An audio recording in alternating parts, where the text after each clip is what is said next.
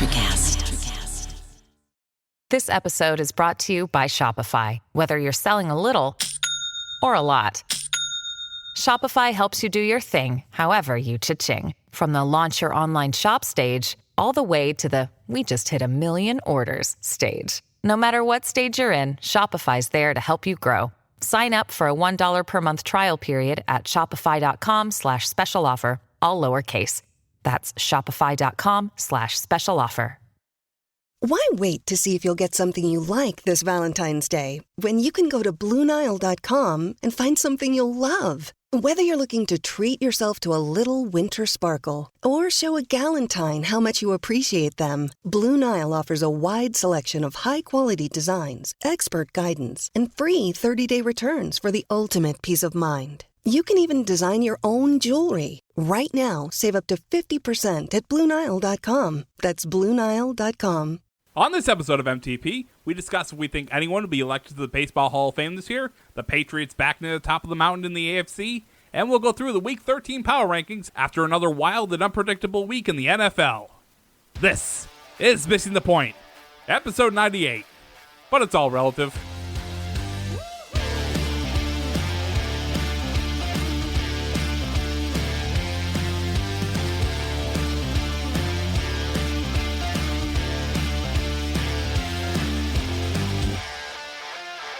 I did my research like someone who's against the vaccine. I Googled 3 things, and now I think those things.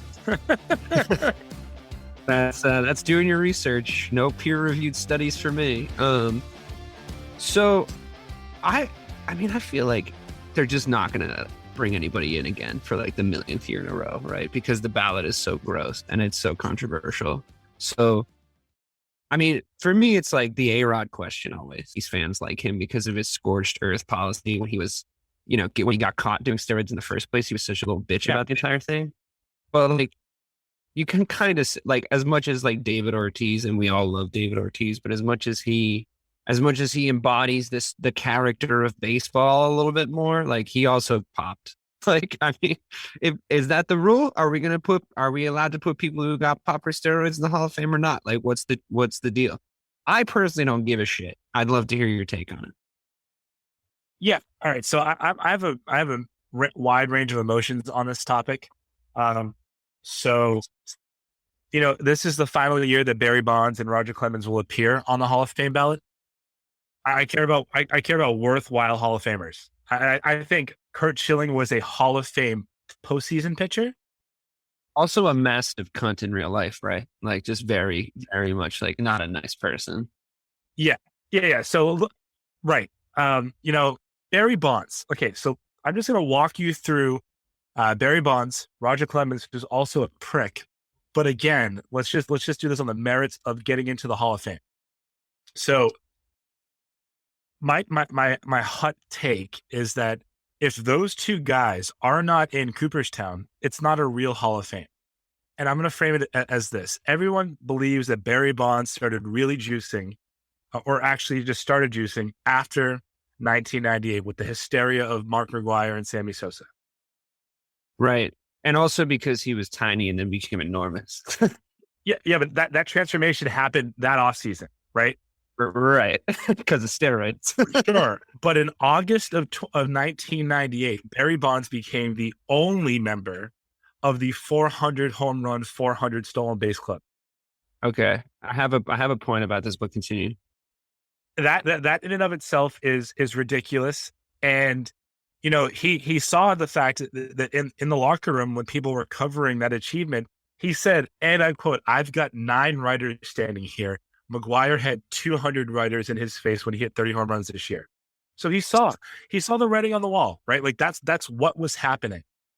The guy's a 14-time All-Star, 298 hitter. I mean, he had 400 home runs with 4 steroids. And then in the next 10 years, I think he hit another 362, right? To finish off with 762. He's the all-time home run leader. Also, like, let's not forget, he's the all-time walks leader, and it's not close. He has Rickey Henderson by like 400 walks. It's ridiculous. Yeah, that guy should be in the Hall of Fame. I can pause before I go to Roger Clemens, or whatever happened to like the asterisk argument? Like, is that not a thing we're doing? I agree with you. Those numbers completely justify it. Pre giant necked Barry Bonds, the numbers justify him being in the Hall of Fame. And I also agree with you that like it's very difficult to explain if you were like explaining baseball to somebody that knew nothing about it. It's very difficult to go. So this guy with all these stats, that's number one in all these categories, probably the most important scoring categories. Like walks and home runs and like hits. I'm sure he's pretty high in hits too. It's hard to explain why that person's not in the Hall of Fame. And I do think it sort of discredits it. Can't you just be like, okay, we're inducting Barry Bonds up until 1998 into the Hall of Fame, but like somehow clarify that the remaining Barry Bonds juicing part doesn't count. Sure. Yeah. I'm all like just read it. When you're like, here he is, Barry Bonds, 400 home runs. Like read off his stats like up until he clearly started putting anabolic steroids in his pooper. So 400 home runs, 400 stolen bases, the only member of that club at that point in time, and he was an 8-time All-Star, 8-time MVP at that point. I was right the first time. It's broken. It's a broken system though. Sure, that's what I said at the start, because they basically they go, okay, sorry, we didn't induct enough people from or anyone from the Negro League. We're gonna make up for that. Great. Now we're done putting people in the Hall of Fame, and like that now they've sort of backed themselves into this corner that you're describing, where there's a bunch of guys on the ballot, most notably like we're talking about Barry Bonds, where it's like, well, you're gonna run out of time to put them in. And then you're gonna and if you're the Baseball Hall of Fame now, obviously the Baseball Hall of Fame being a strange separate entity from baseball is a factor here. Like it's kind of different in Canton. It's sort of like one entity, but like the PR for them has always been a little bit different. It's been about the prestige and the character of baseball, and they don't want to get they don't want to get their Hall of Fame sullied by steroid users being in there. But what you're saying, which I think is a good point, is your Hall of Fame's fucked if Barry Bonds isn't in there. You know what I mean? If you're gonna leave them out on the character and whatever clause it is, then you should remove every known vocal racist from the Hall of Fame too, regardless of when they played, right? Because you can't judge character based on the fact that it's the integrity / character / sportsmanship clause. Yes, that they so in reality. I'll move on to Clemens, right? So he was suspected of roids in 2004. Perfect. Pre-2004, Roger Clemens was 310 wins, 160 losses with a 3.15 ERA. That is a Hall of Fame career. There just isn't. I don't understand how. And the writers that have ballots in their hands are often the ones that say, Barry Bonds was a Hall of Famer before he used steroids. So put him in. Yeah. Right? But I'm confused. What happened to this I remember this whole asterisk conversation going on for so long. And I don't understand. Like, can't we just compromise? Isn't it in the best interest of the Baseball Hall of Fame to compromise here? Yeah. So his bat, the bat that he used to hit the all-time leading home run record, that's in the Hall of Fame with a little asterisk next to it. All of the stuff, all of their memorabilia is in there. But they're not in there. They're not enshrined in that hall, which you don't even have to be a huge baseball fan. Like if you ever have the chance to go to Cooperstown to see it, it's pretty cool. Right. When you walk in there, like you just know like this is something awesome. But I think what really upsets me the most, and leave it, we have a Renaissance Patriots team going on right now, right? Which we'll talk about, I'm sure. And I'm over here pissing and moaning about two Hall of Famers that aren't going to get in. Joe Torre and Tony La Russa are in. Tony La Russa literally the road to the Hall of Fame for Tony La Russa was paved by Mark McGwire and Jose Canseco, two Reuters, two people that helped him win a World Series in Oakland. He then followed Mark McGwire to St. Louis, right? Albert Pujols, maybe he did it, maybe he didn't. I really don't care. Scott Rowland probably did it too. He won 2 World Series. But this is my point. This is my point of how I originally started off, because you have guys like Ortiz and A-Rod who are first-year ballot guys now, right? I think it's both of their first year this year. And it's like, or eligibility-wise, and it's like, we're just going to continue down this path of this same conversation over and over and over again. Because it's like the first thing I think of is like, oh, well, the whole A-Rod thing. And I'm realizing, you bring up like shilling and bonds and stuff. And it's like, oh shit. Yeah. We've been having this conversation for like a number of years, 10 now. years. And we're going to go through the same thing over and over again. And it's like, it's just going to be criminal every single time. Because like, to me, so say like, oh, David Ortiz, where it's the last year of eligibility for David Ortiz, like zoom ahead. We're having the same fucking conversation. They haven't decided like on the criteria, basically still. The whole Baseball Hall of Fame has like lost its credibility at this point. Because, you can make the argument, David Ortiz hangs out with drug dealers in the Dominican Republic. It's like, okay. Like, I don't know, dude. Like, why does that matter? Like, what is this? I don't understand this like old British royal family, like polo playing at. Like, it's like, just chalk it up to an era, dude. It is what it is. That's what everyone else is doing. Everyone else has kind of moved on. And also, the elephant in the room, that was like the funnest time to watch baseball ever. So it's like, sorry. You wanted like the real elephant in the room, DK? Bud Selig is in. The commissioner of the league when all of this was happening is in. Right. That right there is just like, that's you're condoning it. Yeah, right. So I love David Ortiz. I love everything he did for the city of Boston.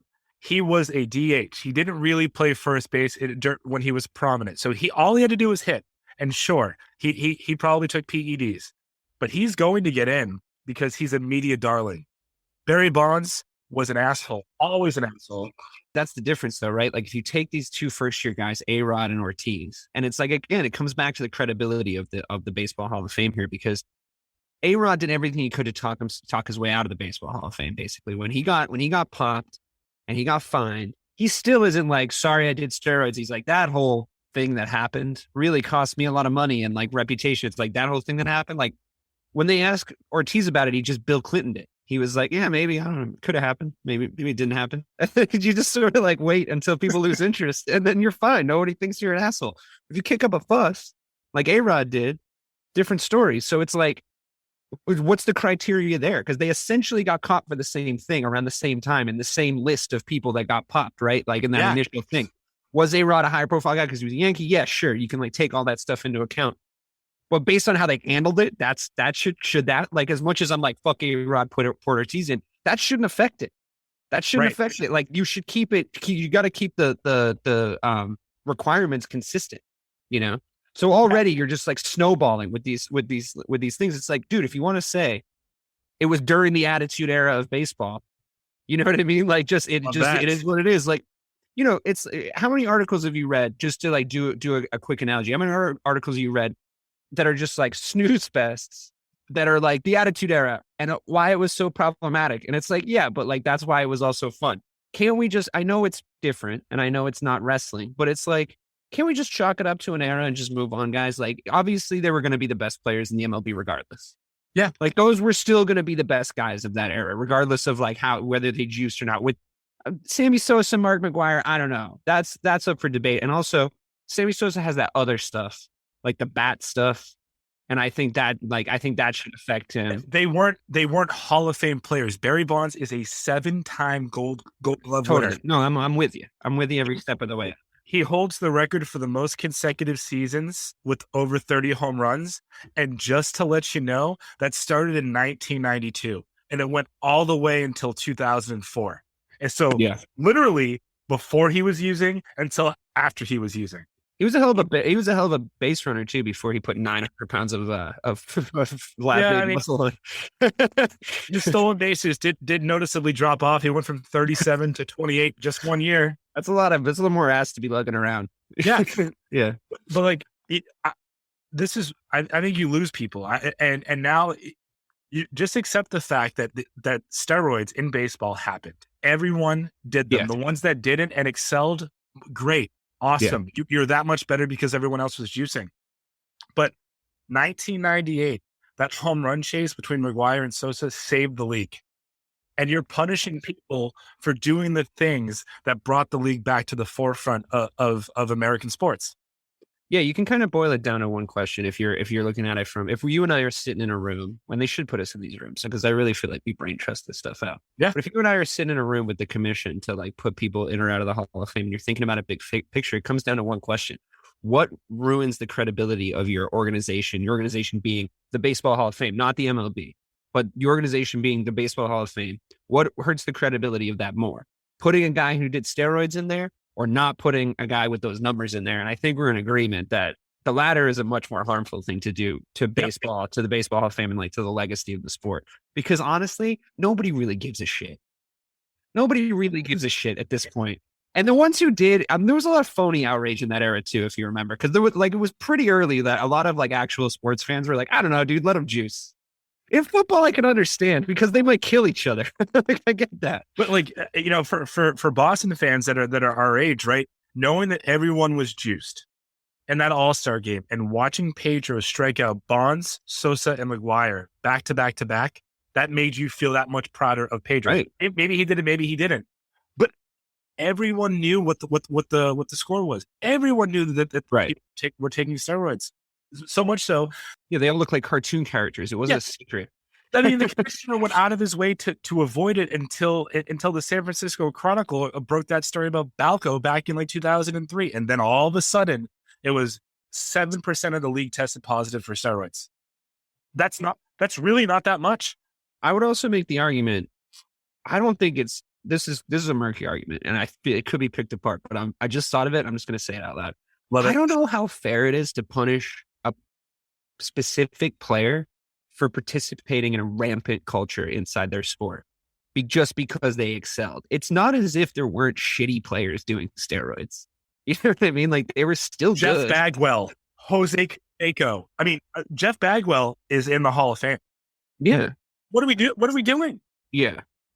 Yeah, you gotta, if you're gonna really even it out, if you're really gonna do it, take all the white guys out that were playing with before the Negro League got it. Just take them out because obviously they were, I mean, let's be honest. If we're doing real deep dive on the Baseball Hall of Fame, like those guys deserve to be in there less than Barry Bonds does. Well, I'm not saying so. Baseball banned steroids in 1991, didn't test until 1993 or just until 2003. Yeah, well, I mean, at what point are they responsible for the culture? You know what I mean? Like, are the commissioners and the people that own the teams? At what point are they responsible? Because they didn't start acting responsible for 2 years after they made the rule.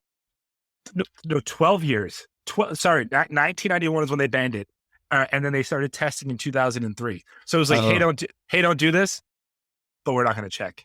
Well, right, because it's not even like the thing is they were fine with it. It was like Congress got mad and like Katie Couric did an interview with like fucking A-Rod, and it was just like people, hey, no fair. It's like teacher, they're doing steroids. It's like we all probably would have been cool with it. To be honest with you, there was a full home run derby that happened in one season between two guys. It was amazing.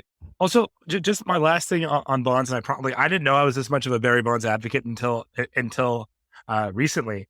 The last year of his career was, I think, like 2007, right? The man hit 28 home runs at like 42 years old and wasn't picked up because that was the year that he broke the record. San Francisco couldn't cash in on him anymore, so they just released him, and then no one touched him. I mean, like it is absolutely ridiculous to not have those two guys. And you can say what you want about them personally. I think Roger Clemens is a prick, right?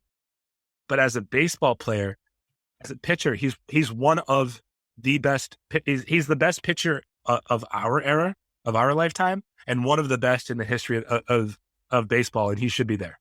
Yeah, that's true. And also, there's guys lower down on these ballot votes that are getting punished because of this exact debate. Like Scott Rowland should be in the Hall of Fame, and he was like, by all accounts, a nice guy, and he finished like 5th in the voting last time they voted, and it was like, we're not putting anybody in, whatever. And it's like guys like that are getting punished because of this debate. It's like, and those are guys that are a credit to the sport. So just put them in there. You know what I mean? It's like, also for the BBWAA writers that have a ballot and turn in one that's not filled out. If you send back an empty ballot, I firmly believe that you should relinquish all of your rights to ever cast a ballot in the future. Yeah, if you don't want to vote, don't vote ever. Yeah, it's I think there's a lot of cowardice going on. I don't think they want to reignite this debate too hotly, but I honestly think it's just like bite the bullet, put those guys in, and try to regulate to the point where you don't have an error like that repeat itself, because you have all you do genuine, as much as I say nobody really gave a shit, you do genuinely have actual consequences to your sport later on down the line. And I just think it's a bummer. But let's see what happens. Maybe they'll do the right thing. Probably not. Maybe. Trying to be an optimist. Should we move on to the National Football League? Do you want to talk about your resurgent New England Patriots? Yeah, I mean, oh no, they're so fun to watch, Mike. Oh my God, it's like, whew, that's entertainment, baby. Wow, greatest show on turf. The New England Patriots are here to win a game 1 yard at a time. I mean, but they just look this. I think I said this a couple of weeks ago. It just feels like the path is opening up for them. Like this feels like your typical like 2010, 2011 team. You know, obviously, like when you don't. They remind me of the 2001, 2002 team. To be quite honest with you, I mean, maybe I'm doing like don't do that. No. Brady stuff, but it's like that is how he ran the offense that back then. You know, it was all like Corey Dillon and like short little like pop throws over the middle, and like, you know, the skill players were kind of a little bit more spread out across the field, and it was like just like a well-run special teams and like a well-run bend don't break defense. And also your defense has elite players on it. Again, parallel back to like 0102, you had elite players that maybe not necessarily are like household names, but there's enough elite players where you have an overall really good defense. You really don't see the comparison? Well, okay. I'm not saying you're going to go on another 20-year run. Like Bill Belichick has to die at some point, especially with this many people wishing for it to happen. But like, but like, I'm just saying, just on paper is how they run their team. It seems similar. When I said that, like when I say like I think that this feels like a 2010, 2011 team just because of the way that the path is clearing up. I mean, the rest of the league is just so stupid. Everyone else sucks. Yeah, but just think about it. Like Derrick Henry out. We can beat Ryan Tannehill. We've always been able to beat just Ryan Tannehill. You know, the Falcons game would have been a trap game had you had Calvin Ridley, Cordell Patterson. They're all gone. Baker Mayfield out. Beckham, he was shipped out. Like everything is falling into place for the Patriots just to literally, win 11 games. Yeah. Even this week again, going up against the Bills, that's a huge game. Well, I mean, let's look forward to what your playoff picture looks like. Who were you afraid of in the AFC? Are you afraid of Buffalo at this point? No. So do I think Buffalo is a better team than us? Like, do they have more talent? Yes. Yeah, but they're not putting it together this year. Yeah. And also, like, they just lost their number one corner to like a knee injury for the rest of the year. Again, it's just the path opening up. And the Patriots, this organization is the exact kind of organization that sees that and will take advantage of it. And Bill Belichick is the guy that could take advantage of it. And the more you talk and the more I think about it, the more sad I get. Teams that I'm afraid of in the AFC. The Ravens, you're not afraid of. No, because I mean, we beat Lamar last year. The Chiefs? Yeah. Yes, because as bad as that defense was for the first 8 weeks, they've gotten a little bit better. And Mac can't get into a pissing contest with Patrick Mahomes. Yeah, but Patrick Mahomes is like low-key ass this year, though. Don't you think? Like, he's just not doing that like Patrick Mahomes thing. I mean, they've won like 5 straight. Yeah, well, it just doesn't quite look like the same thing that he was doing last year. Like I don't even really blame him for the Super Bowl. I feel like there was a lot of drops. You know, I feel like people weren't really doing him a lot of favors. I just feel like he's just been a little off. Like, and I think it all comes from him. Like, whatever's been going on with them, it comes from him. He also had to run 180 yards behind the line of scrimmage just to throw a ball. Like, he had no offensive line. It's terrible. Yeah, the AFC, it's the Chiefs, and then it's really it. I mean, I fear John Harbaugh. I don't fear Lamar Jackson. Fear him like coming into your house. Yeah, he's beat us. I'm saying, do you fear him like he's under your bed at night? No. He's like it seems like a pretty sweet dude, but he has no problem coming into Foxborough and beating us in the playoffs. He did it with Brady. So like he doesn't fear Belichick. But that team though, it's just like Lamar is not that guy. Is he better than Joe Flacco?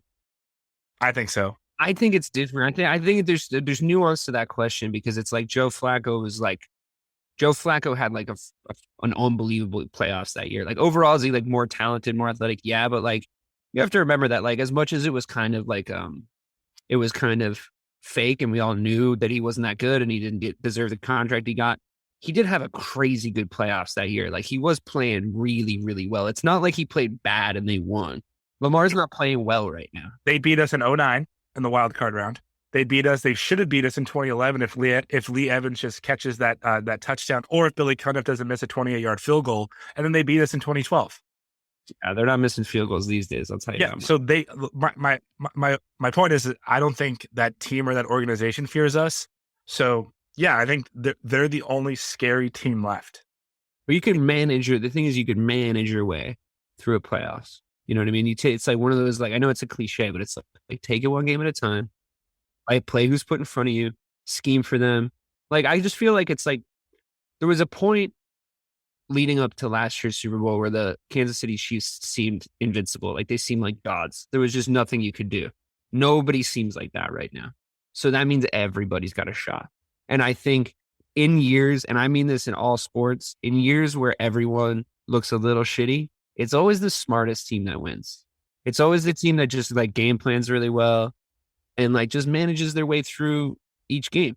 Now, by the time you get to the Super Bowl, I think anything could happen. Like it could be like, so say, for example, the Patriots, even though they had a tough start, I always said it's about who enters the playoffs hot too.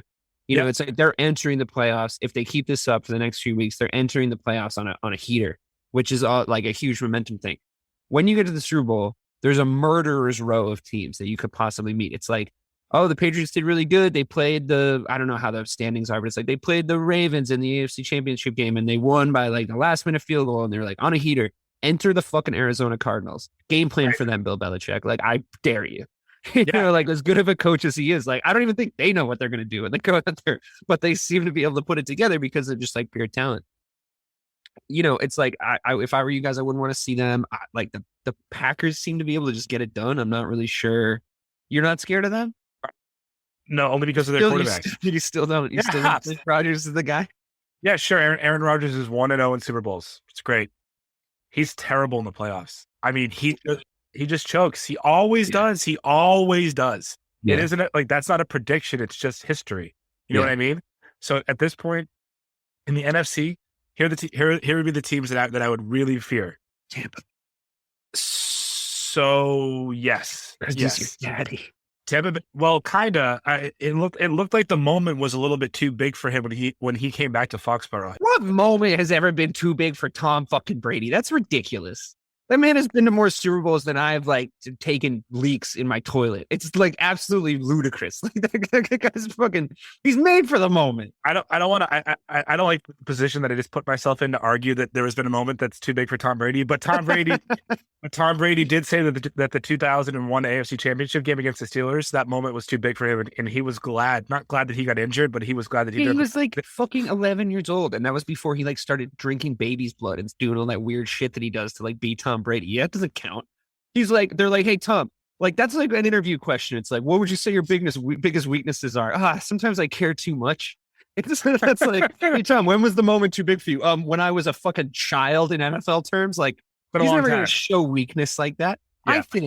I think he came back into. I don't think it's any mental thing. I think he came back into Foxborough. I think he got game planned, and I think obviously Bill Belichick is a very good coach. I think he knows Tom Brady's tendencies better than anyone else on the planet, and I think that he's a very creative coach, and he does things that are like very unexpected. Even his players, it's difficult for them to predict. So I don't think Brady could do back to him what he was doing to Tom. But I also think if they played again tomorrow, I think the Buccaneers' chances to win goes up like 50 times over because Brady got to look at you. And, you know, to Craig's point, if Gronk's there, like that's a thing. Like Gronk was still having that conversation. What a ludicrous time to be alive. It's like, what am I, fucking 23 again? Yeah, man, it's just about if Gronk's healthy. Like, I don't know. It's fucking, it's crazy. The Rams. They scare me. No, come on, dude. Come on, bro. Get out of here with that. We just had that conversation. No, not because of Stafford. Not because of Stafford, though, but because of that defense. Our offense, the Patriots' offensive line isn't great, and they can. LA can create an immense amount of opportunities for pass rush. I think your defense fucking absolutely tonks those guys. I think that offense is like it's all fucked up. I don't think it's OBJ's fault that they haven't won in 3 games, but I think it's Do you remember, I forget who they played like right after he got traded there, and he like basically had been there for like 12 hours and he started running routes. And it was like clear that they just like, weren't hooking up. And it was like, okay, cool. Like, well, it's all right. We'll like, we'll review the playbook and we'll do some game tape. And he actually had a better game last weekend. The problem is there is a little bit of an unbalancing of humors there now, I think. Because it's like, yeah, you have a nice balance. You can go to Cooper Kupp, and I know the injuries aside, but it's like you can go to Cooper Kupp, you can go over here, you can do that, you can give it to Henderson, like hand it off to Henderson Jr. a couple times, whatever. Now it's like there's the OBJ factor. It's like, all right, we got to try and get him the fucking ball because he needs usage. You know what I mean? He's just one of those players. I don't know, man. That's the exact kind of thing Bill Belichick is like licking his fucking lips for. You know what I mean? It's like, yeah, let's force the ball to Odell Beckham. Let's make him beat us. Like, let's make it weird. Like, let's chop him up at the line. Like, fuck it. We'll eat a couple of short yardage pass interference calls just to like ring his bell a couple of times. Like, that's the kind of stuff that Bill Belichick eats up. So I don't know. I wouldn't be scared of them if I were you guys. With how you're playing right now. Yeah, there's one team. It's the Bucks. I'm not scared of the Cardinals because I think you get into a situation like that, and it's not because of Kyler. I think he's doing amazing. Hopkins always kills us. That's fine. Kills everybody. He kills everybody. So if Bill takes away Hopkins, Bill also does really well against mobile quarterbacks, right? Because he doesn't rush them. He just puts two spies on the edges and makes them become pocket passers. And I think we would get into a situation where Kingsbury would try to outthink or outcoach Bill. So it's really the Bucks. And it's the Bucks because, I mean, this is obviously a pretty insane hypothetical. We're calling two teams to go to the Super Bowl here, but it's the Bucks to me because that is a wet dream of mine. Bill versus Thomas. Sure. I mean, honestly, it'd be great for the league. It'd be great for our show. It'd be really awesome. I would like, let's entertain the hypothetical for a second. I have to say, I would favor Brady not because of the personnel that he has, which is obviously superior. Like in Tampa Bay, I would favor him. I'm going to say if that happens, I'm going to get on this show and I'm going to say something going into that week. Like, sucks that you guys played him in the season. Sucks for you guys that you played him in the season because like, I don't, it's like you could take him to the Super Bowl and beat him how you beat him in the regular season this year. Like I could see this. You're not going to be able to do that to him twice. I know. He's Tom Brady. I'm sorry. It's not like but honestly, what a great chat we're going to have because if Bill Belichick can come up with another way to beat him and beat him 2 times in the season, that's it. It's decided. Bill was the fucking guy, We lost. No, I know. But I mean, it's moral victories. The moral victories. Doesn't it seem like a win? Doesn't it seem like a win? Like you guys came away with so many, like to the point where I'm like the moral victory that you came away with in that regular season game, I think was enormous. It kickstarted the whole rest of your season. Look where you are now because of how you guys played in that game. Yep. And like, I honestly I don't know. If he gets another look at you, it's going to be weird, but you did fuck him up. Like you made him play bad, like, yes, they still won, but you made him play bad. That's a victory. That was a W for Bill. In the Bill, it might not have been a W for the Patriots, but in the Bill versus Tom debate, it was a W for Bill, in my opinion. Yeah. And I don't want to throw shade at Bobby, but yeah, you do. Not really. Like the Cowboys are a much superior athletic team, right? Like they have more talent. But if we get a chance to play them again, I think Bill now knows what to do. Because I think we saw also a better time to play them now because I think mentally they just have sort of collapsed it on themselves. But I mean, if they make it to the Super Bowl, then that's not going to happen. I'm sorry, Bobby. That's not going to fucking happen. We can't spend any time talking about a Dallas Cowboys Super Bowl appearance right now. I'm sorry, that ship has sailed. Can I ask you a question? I actually have 2 questions. Yeah. First question: Monday night's game, Patriots and Bills. Like as an outsider, right? Who do you like in that game? Right now, I like the Patriots if they play anybody. And I just think it's like, for me, it's like, I'm always very cautious about jumping on the bandwagon of like, they're finally done because I've just seen it so many times. Like it's the touching the fucking pellet in the maze, it shocks you every single time. So like, why bite? And it's like I could see it. I could see the writing on the wall when Bobby was like doing a victory lap about the Dallas Cowboys being better than the Patriots now. And it's like, it's just like, don't do the victory lap until they ship out the rings, dude. You know what I mean? It's like that. This season especially, but this sport is a fickle bitch. And the most consistent thing in my life for the past 20 years has been not counting out the New England Patriots. As much as I'd love to, you know, like as long as that filthy old fucking warlock runs your organization, he's going to be able to win football games. It's just the way it is. Also, as much as I was like pro Bills last year, that was mainly because you made fun of me for drafting Josh Allen. Then he had a great fantasy season. Now I could give a shit about them. And like really from a neutral perspective, now that I don't have like a horse in that race, I don't really trust them. And like, yeah, they have like skilled players. They have serious injuries on the defensive side of the ball. Like you made that point earlier. And like Josh Allen, like, I don't know. Is he that dude? I'm not sure he's that dude. He could just be a better Jake, I was going to say Jake Plummer, but I really meant to say Jay Cutler. You know what I mean? Like he could be better. I mean, he's a lot more dynamic than Jay Cutler ever was. But I think that's kind of a prerequisite these days in today's NFL. Yeah. That's a damning indictment, Mike, because Jay Cutler was a real piece of shit. I mean, I've never seen anybody who wanted to win less than that guy. So I don't know. He had a few playoff runs, right? Yeah. Great arm strength. Amazing arm. I mean, the thing about Josh Allen, so like, you know, on this show, I always talk about how Lamar Jackson in the playoff game, when the things get really tight, he can't hit the windows. Right. The same can be said about Josh Allen. His accuracy decreases in the playoffs, and you can't do that. But the difference between those two, it's that like the deep ball is a thing that Josh Allen can do, and it will forever elude Lamar Jackson because you can't teach that. You can either throw it far or you can't. Right. So, you know, and it's just weird how that Ravens offense is set up to like they're on a tightrope. It's like they play on a tightrope, and you have to play like that with Lamar Jackson. And I'm just not sure that like a player that dynamic but not malleable is like ever really going to work. I think you could get Josh Allen to figure it out if you put the right people around him. And like, I think you could basically what you're saying is you don't trust him. You don't trust his mental. Like you think like if you're going into Madden and you went to like the stats and you 99'd everything, his mental would be like 33. You're saying it's just like, he just doesn't have the goods. Yeah. So like, I think, and I always hate like bringing it back to Brady because that's such a New England thing to do. But like even like a Peyton Manning type of thing. I mean, it's not a fucking Idaho sports podcast, Mike, you know. It's okay. They won games with their mind, and they had the strength to do it. Josh Allen strikes me as a guy who wants to win with his arm and doesn't think before he throws, if that makes sense. He's got a little bit of a Brett Favre about him. In that sense. Oh yeah. And my second question. Yeah, I like the Pats though. If I was putting money on it, I'd be putting money on the Pats in that game.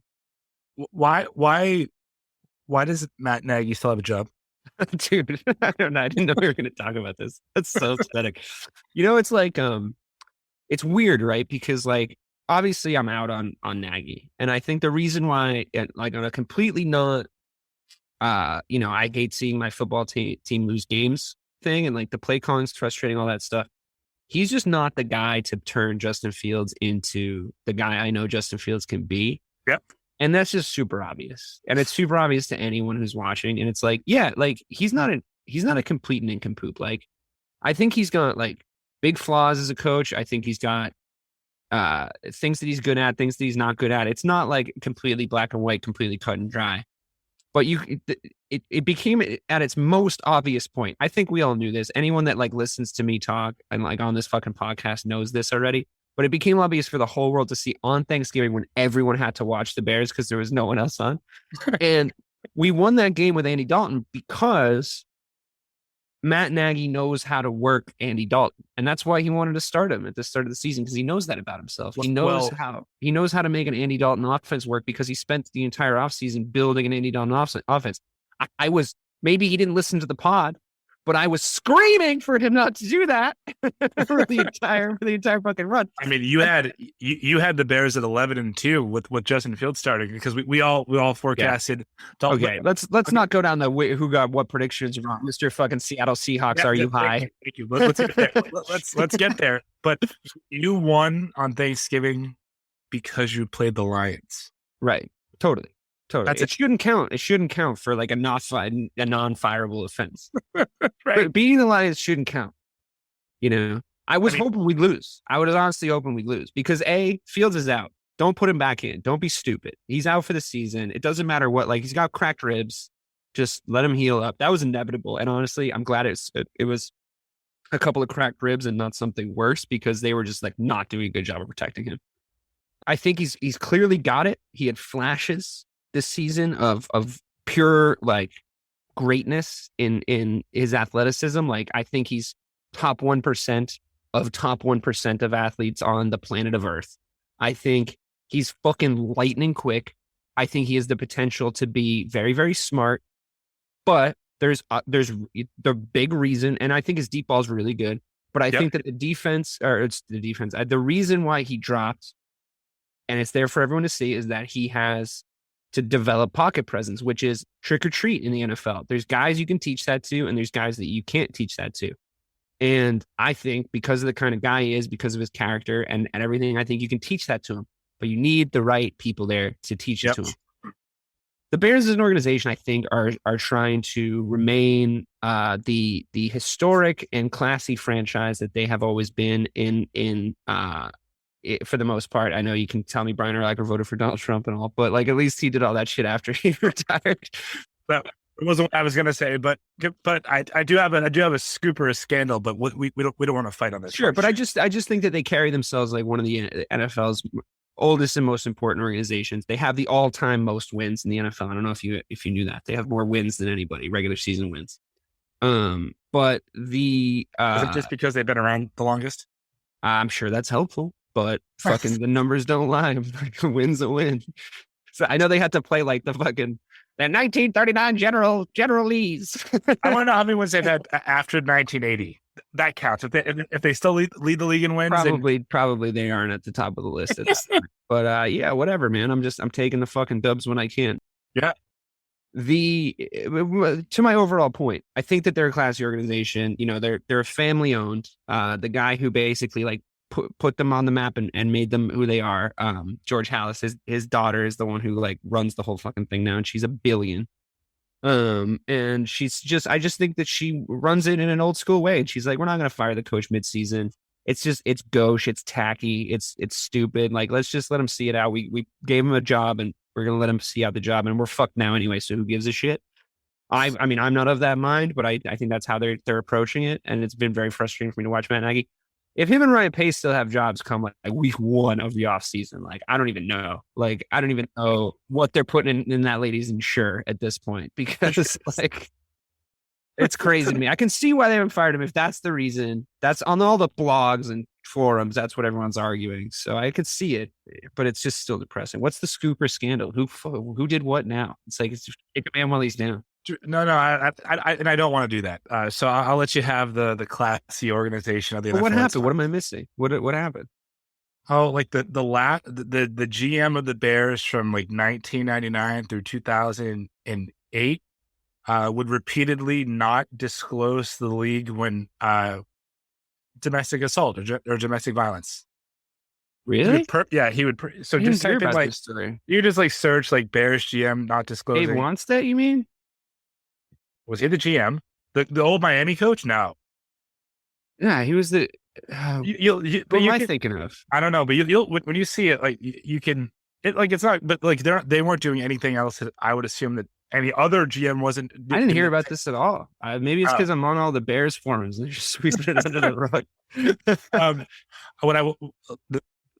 Let me look it up. Hold on, I want to look up the guy's name because I didn't even get to America until then, because I remember Dick Geron taking over. Yeah, that's what it was. Dick Geron took over. Oh, the GM. Yeah, not the coach. The GM, not the coach. Okay, copy that. GM, front office. Ed McCaskey? No, couldn't have been him. I don't know. I don't even know who this guy is that you're talking about. Jerry Angelo. Oh, I remember that guy. Yeah.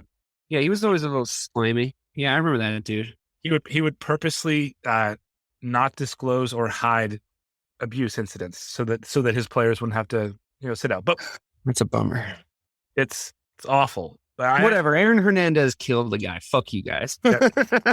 I'm just kidding. I'm sorry. He's like the only person in history to be guilty before he killed himself. Once he killed himself, he's innocent, and now they reinstated the verdict that he's guilty. Why did he become innocent? I didn't watch the documentary. It's like a weird Massachusetts state law, but we're rabbit hole. If you played for the Patriots, you can't be guilty of murder. Is that the law? Because I would not be fucking surprised. Josh McDaniels will be the head coach of the Chicago Bears next year, and he will do wonders with Justin Fields. Dude, no. He will. Dude, no. He will. I can't watch that fucking slothful offense in Chicago. He's like, Justin, here's the deal, man. More than 3.5 yards, it's a failure of a play. Okay. We need to just make sure that less than 3.5 yards, it's a failure of a play.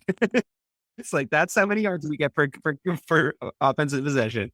It won't be worse than this year. And I think if he does go there, it will far exceed your expectations. I mean, he already failed as head coach, though. Yeah. In Denver. Sure. But in reality, honestly, I'll take anybody at this point. I'll hang out by the bus stop, giving out fucking rimmers just to see if somebody will come and be the fucking head coach of the Chicago Bears. Because at this point, it's fucking bleak. We're not the kind of organization, as much as we haven't been like amazing for the past 20 years. I mean, we did make a Super Bowl, but like we didn't win.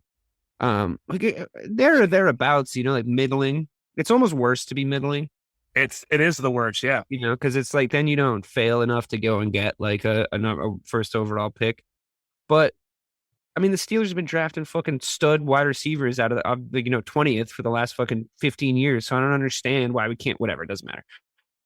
Point being, we're not the kind of franchise where it's like we're almost beating the Lions. Like, this is very upsetting, especially on like national TV. You should be better. There's no identity. Like I said this with Bobby the other week. There's just no identity there. And it's like, it's obvious for all the world to see. Why does he still have a job though? To answer your initial question, is like, I think if they don't like to fire coaches mid-season for, whether it's because they're classy or they're just trying to be classy. That's why.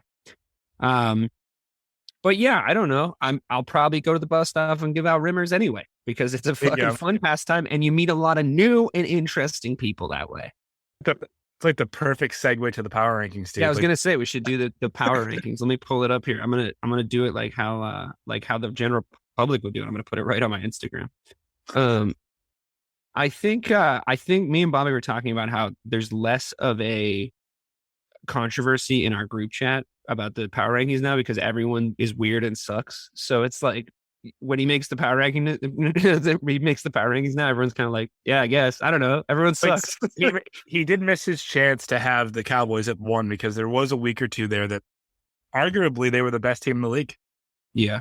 And he just didn't want to do it because because he's a Cowboys fan. I have him right here if you want me to go through him. Yeah. You go ahead because we haven't posted them on the Instagram yet. Yeah. So Craig. Do you want to go 10 to 1 or 1 to 10? How do you want to do this, TK? Go from the worst to the best, yeah. Number 10, the Cincinnati Bengals at 7-4. That's right. We had a little argument about whether it should be them or the Titans today. And I think it's a no-brainer. I agreed with you. We still found a way to argue about it, thankfully. Even though we were agreeing. Yeah, they looked really good against the Steelers. Like, they fucked the Steelers up. Like, it was bad news bears. And I think a lot of that is that the Steelers are kind of trash. But because Jesus Christ, like, is watching Ben Roethlisberger not just like I think he's one of the worst 5 starting quarterbacks in the NFL. This is near and dear to my heart, but it's like watching Fat Elvis on stage, dude. Like, it's just like it's the end. You know what I mean? Like, it's over. Somebody get him a cheeseburger and politely guide him to the toilet because it's over. It's over. It's over, dude.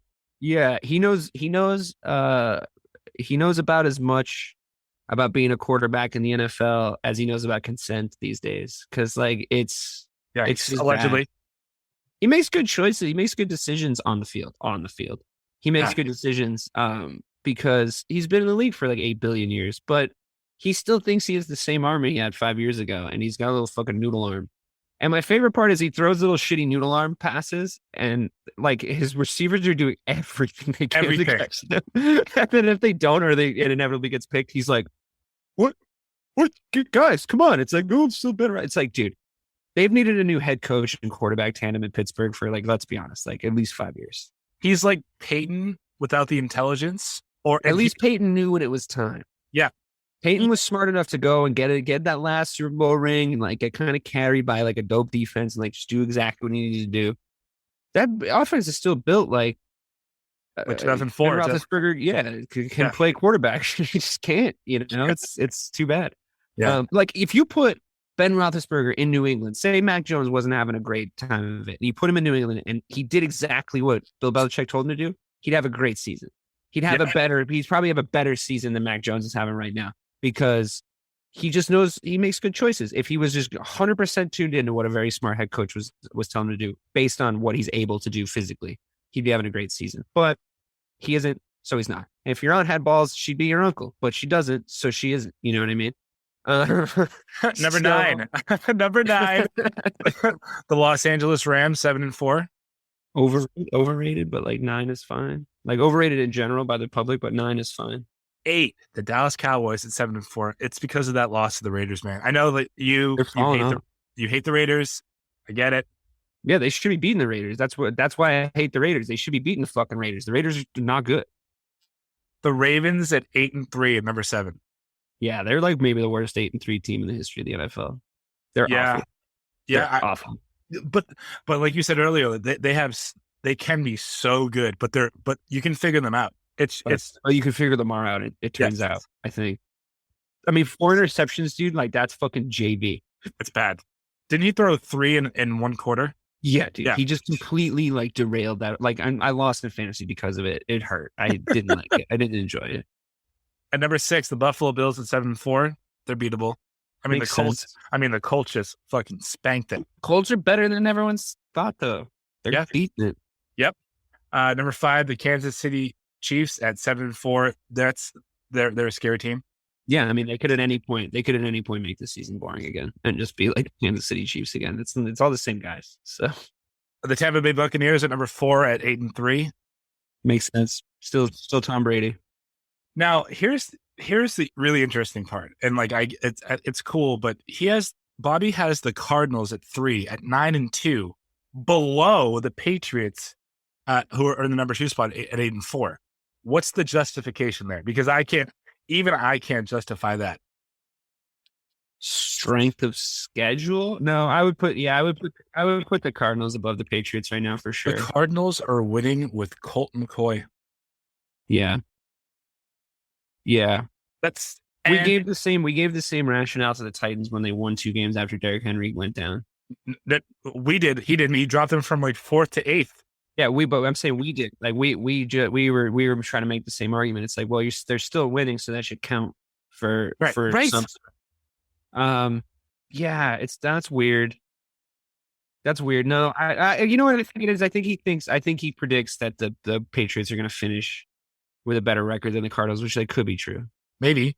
And then number 1, the biggest fraud in the NFL is the Green Bay Packers at 9-3. Yeah, but how are you not going to put them number 1? Like they have beat all the teams that they're supposed to beat, and they've beaten good teams. Like if you do you think the Rams are good? You said they were scary. You said the Rams were scary, Mike, earlier in the show. It's on record, and you said you were scared of them, and Aaron Rodgers fucked them up. So I don't know. I don't want them to be good either, man. Okay, it hurts me too. But maybe they are. They probably will choke in the playoffs, but that doesn't mean they're not good right now and don't deserve it. But they're just so one-dimensional. Yeah, but that one dimension is winning. I think he's a freak quarterback, really. But I mean, they have lost to New Orleans, Kansas City, and Minnesota. Those aren't great losses. Kansas City are very good. Not when they played. Sure. But much like the Patriots, the Packers started off a little sketchy. at the start of the season and had to pull it around. And to their credit, they have the Packers started 7-1. Yeah, didn't they look like shit week one? Didn't they look absolutely terrible week one? They lost 38-3.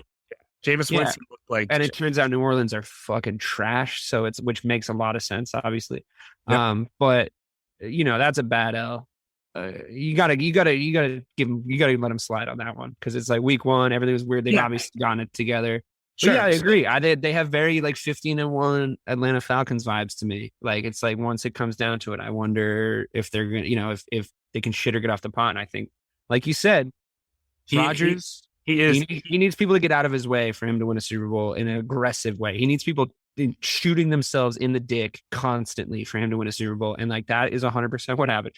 That Bears team, that Cutler like fucking basically was like mindful nerds or whatever. And I'm gonna go, I just want to ride the bike and look like I don't give a shit. I blacked out on fucking vodka that night. I really broke the television in our house and I was screaming Bears D at like State Farm commercials. But that wasn't even that good of a Bears team, to be 100% honest with you. And right. He needed Jay Cutler to be like the biggest pussy on earth for them to even make it to the Super Bowl that year.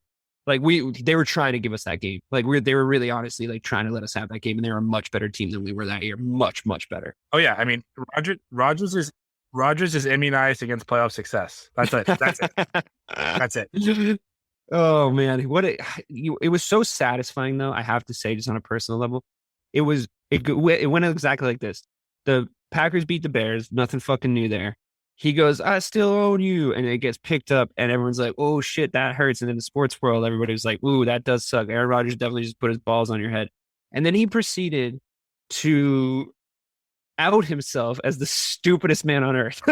So I was like, oh, thank you, Aaron. Thank you so much for turning in that fucking tour de force performance of dumb fuckery. Well, what's going on? He's like, horse paste, Joe Rogan. I'm like, yes, Knuckle. What a hilarious and amazing thing to happen. So whether he wins or not, like, I'm surprised the guy can even get on the fucking team bus or like find his way home or like not piss his little pantaloons every time he has to fucking urinate. He's the stupidest fuck I've ever seen in my entire life. He's out there with all these other dumb fucking idiots being like, oh, but the vaccine. It's like, there's like 8 billion people have gotten it, you stupid fuck. Everyone's fine. I'm not glowing arms out of the side of my head like fucking Prince Goro from Mortal Kombat. Don't ask Joe Rogan for medical advice, Aaron, you stupid asshole. You can win as many Super Bowls as you want. I'll always be smarter than you, and so will anyone with more than a 4th grade education, you fucking roof shingle. Thank you, and good night, Aaron Rodgers. Oh, what a hilariously perfect man he is. Thank you so much, Aaron. Thank you. You still own us? You don't even own the full control of your faculties, you fucking McNugget. Anyways, moving on. Yeah, no, I don't think they're real either. I agree. I'm glad we can agree. I don't think I'm going to be able to match the energy again, so we should probably just call it a night on this show. Yeah, that feels right. Well, thanks everybody for coming, Mike. Thanks for coming to the show and making very good points about baseball halls of fame. Hall of Fames? Is it like attorneys general? Is there more than one hall? The baseball hall of fame. It's just the one. Making good points about that. I agree with most. I think we've agreed kind of generally tonight about a lot of things, which is always kind of new and novel for us. Yeah. New and novel mean the same thing. So that was redundant. But other than that, thanks for coming, everyone. Craig, thanks for producing the show as always. And I really hope Aaron Rodgers gets my message. All right. Have a good night, everybody. Welcome to Ringside with Ray and Prince. My name is Ray Leonard Jr. Oh, is that the set? No, that's just my dad. My name is Prince Daniels Jr. Daniels again with a big home touchdown. On this show, we come to humanize athletes, entertainers, business executives. We're going to see what makes them tick. Tuesdays, 10 a.m. Pacific time on Spotify, Apple, Amazon, and wherever you get your podcasts. We'll see you there. Peace and power. Electric acid. Hey, it's Tim from 50 Years of Music with 50-Year-Old White Guys, the comedy podcast you had no idea you needed. Join Ben, Jeff, and me as we continue our musical road trip back through the years and around the globe. See, just when you thought all white guys were like Joe Rogan, you come across 3 educators trying to remember when we were cool. 50 Years of Music with 50-Year-Old White Guys. Electricast.